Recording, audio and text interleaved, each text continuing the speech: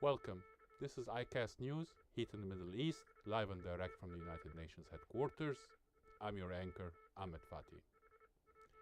Last week, the two main incidents, or the two main events that was the focus in the diplomatic community were Geneva Conference for the Syrian crisis and the State of the Union address by President Obama.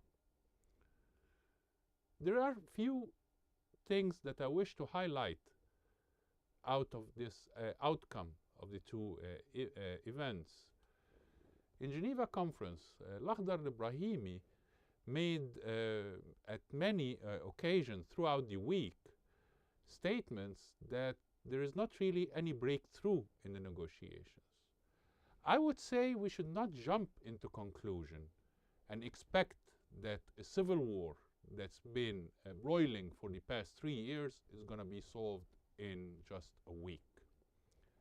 This is going to be a lengthy, tiring negotiations.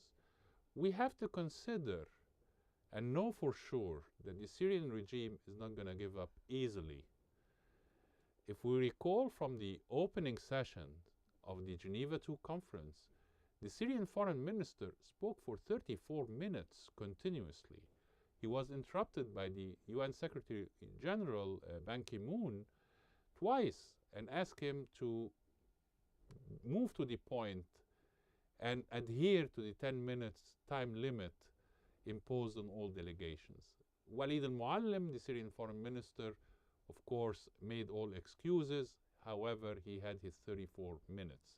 The opposition speech was a mere 16 minutes, while John Kerry, the U.S. Secretary of State, spoke for 7 minutes.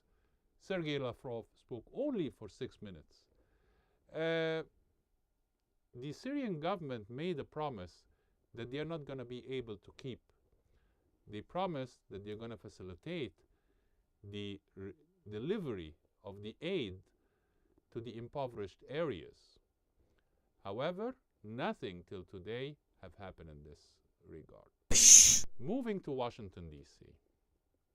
State of the Union address is the event that the American people wait to every year, where the United States President give a speech about the State of the Union.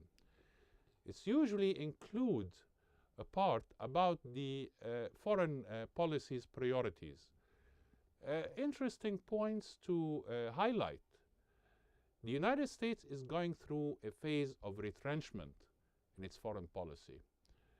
This usually comes after a period of expansion, like what we have seen under the former US President George Bush. The Obama administration came to end 2 wars. First one in Iraq, second one in Afghanistan. Afghanistan remains the longest war that America have gone overseas. By the end of 2014, the US troops are going to be pulled out of Afghanistan. However, there is only details still to be negotiated with Hamid Karzai, the Afghani president. A peace and security agreement need to be signed with the US government. It doesn't seem that it's an easy negotiations going right now. Today, there were some speculations that this agreement is not going to be in the way that the United States have laid it out. Nevertheless, we have to remember that the Afghani president, Hamid Karzai, has his issues with the US government that need to be sorted out behind closed doors. The Israeli-Palestinian negotiations doesn't seem to be taking off to any directions, just going in circles. And speaking to Palestinian officials, they say, we still hope, in a very politically correct manner, we still hope to reach an agreement. Nevertheless, the Netanyahu government or the Likud government is not being so cooperative.